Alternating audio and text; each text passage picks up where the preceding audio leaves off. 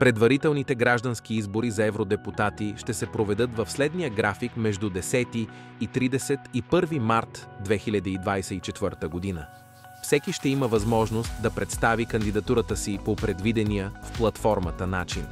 Съобразно постъпилите кандидатури от 1 до 20 април ще се проведе реалната кампания, в която всеки гражданин с избирателни права ще има право да направи своя избор, като се следва правилото един избирател, един глас. Финалният етап ще бъде свързан с реалното участие на 17-те кандидати, събрали най-много гласове на предварителните граждански избори в България.